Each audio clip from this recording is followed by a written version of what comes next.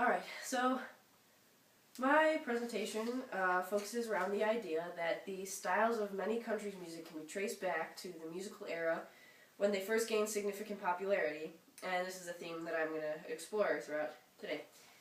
The first time period I'm going to look at is the Baroque era, which is really where classical music first began to gain recognition and popularity. And the Baroque era was from 1600 to 1750. Now, the region that's most well known for classical Baroque music is Central Europe, which includes Germany, Austria, and like many of those surrounding countries. And one country that borders Germany, which I felt was a good representation of this region, was Belgium. And this is where the composer that I picked, Joseph Hector Fiocco, is from. Now, Fiocco lived in Brussels, Belgium, and his father, who was also a composer, gave very good insight about the music of the time period to his son. The other famous Baroque composers include Bach and Vivaldi and Handel. Baroque music was used a lot for entertainment purposes back in the Baroque era because they didn't have television or anything, and it was especially for the upper class. So many pieces were commissioned. So a lot of Baroque music had a lot of repetition with simple changing melodies, and the repetition was to make it sort of last longer because during these parties that the upper class had, they needed a lot of repertoire to go through. So repeats made that kind of simpler, and this ended up working its way into the style of music. Now, Baroque music is based a lot off of structure, as opposed to the later eras when, in many cases, Baroque music, it will begin with the main melody, it'll introduce a development section, and then it will repeat back to that main melody, which is where the repeat comes in. And the main melody for the Fiocco, for example, is the very beginning, when it just starts with...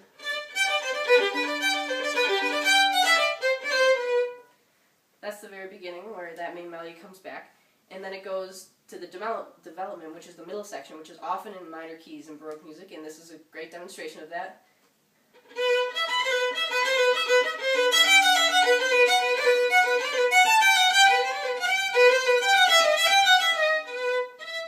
And then it continues on with that theme. And then it repeats back to the beginning with that same original melody. Now, technically speaking, the eighth notes in Baroque music are played détaché, or slightly detached. And usually when we refer to this in orchestra, and it's just referred to as how you would normally play, it's just like a normal bow stroke, which I'll demonstrate with an open D string, which is just... it's very different from the Romantic era, when the notes are very legato and smooth, which is more like this, where they all connect and flow with one another. In the Fiocco, the eighth notes demonstrate this style of a detached eighth note, as you can see in the program notes, which demonstrate this. And the excerpt in the program notes are from a phrase in the piece, and it sounds like this, and it's a good demonstration of how the eighth notes are attached.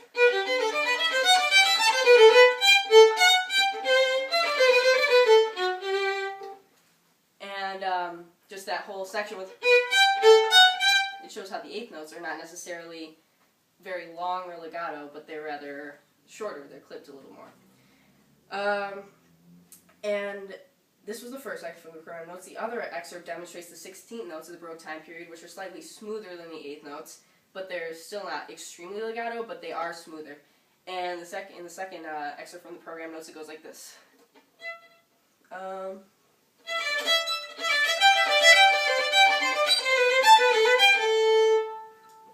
And you can see how they're a bit smoother, but not quite like extremely smooth. And these are some of the things to listen to during the Fiocco Allegro that I played during the first run. Okay, the next time period we're going to explore is the Romantic era, which especially we're going to explore the late Romantic, the middle late Romantic era, which was from 1860 to 1910 or 20, debatably between the two. Now, music during this time period took way more of a free rein in terms of emotional content and dramatic continuity, rather than being based completely on structure. This means basically that the music was just more based on emotion rather than structure. Now, while the Baroque era tended to focus more on a main melody and a development section with a repeat back to the melody, the Romantic era allowed for much more variation and creative development with more lyrical and flowing changing melodies because it wasn't based on structure. You could kind of go wherever you wanted with the melody. And because opera is so heavily based on this emotion, it really flourished during the Romantic era, and it's one of the many things the Romantic era is known for during this whole Romanticism period.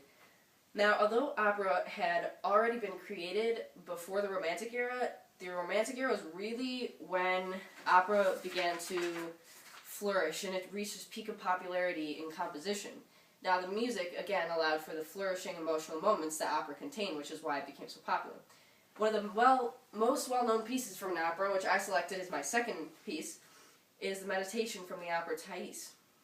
Now, this relates very well to the Romantic era because of the style of the piece, technically, as well as the overall theme, which connects back to the whole emotional aspects of the Romantic era. The piece itself, a little bit of background, it reflects on the main character, Thais, and the emotional internal struggle that she is going through when she has to choose between earthly temptations and turning to God, as one of the characters tries to sort of consider to do this. So she's having this internal struggle, which really plays on the emotional aspects of the piece. And the composer, Jules Massenet, was a French composer during the mid to late Romantic era, and it's a really great choice, I believe. He is a really great choice as a composer to represent the era, in my opinion, considering the heavy influence that the region around France held during this time, because France is very well known for all of its different like periods of art, the Romantic period, as well as its music. And technically speaking, the half notes during the Romantic era were very smooth and legato and long, and the quarter notes were held for full value, which I'll show on an open D, which is more of a, and this is different from the Baroque era, where eighth notes and quarter notes were very more detached, like, as you can tell, one is much more smooth and the other is cut off just a little bit. And the meditation has all these aspects included in it. Like, for example, in the program notes, in the program notes, the eighth notes are very stylistically smooth in the first measure that's included here, and they are very connected, which I'll demonstrate, with the long, like, full, in the second measure, the very long full value half note I'll also demonstrate, because they flow into each other very well, and it's just a good demonstration of how smooth the piece is. So here's what the excerpt sounds like from there.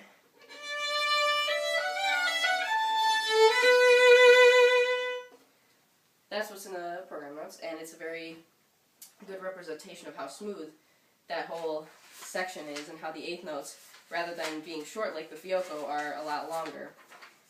And now these are things to listen for as I play the meditation from Thais. And I don't have any accompaniment because my accompanist was booked for the day, and it's usually only free before, but hopefully it won't take away from any of the piece. And yeah, just understand that I tried, but yeah.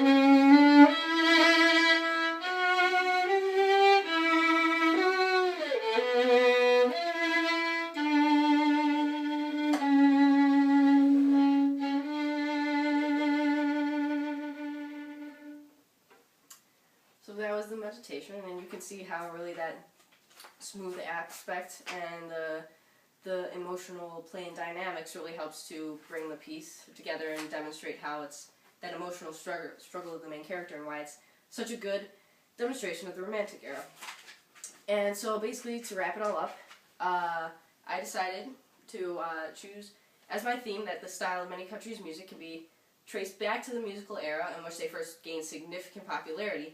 And the first example of this was the Fiocco Allegro with the Baroque era, and shows how that whole region really flourished, and the style of music, which was very short and was focused a lot on structure, how that really gained significant popularity in that region. As well, the next piece was the Meditation from Thais, who is Massenet, this guy right here, the second composer, and the first composer, of course, is Fiocco, and he's demonstrated right here, and that whole the Baroque era, and then it moves on to the second point, which is the Romantic era, and Massenet shows how that in the French region that operas really became popular, and how the whole Romantic era focused so much more on emotion and expressing that rather than being focused on structure, because the whole idea of music really developed and changed during that time period.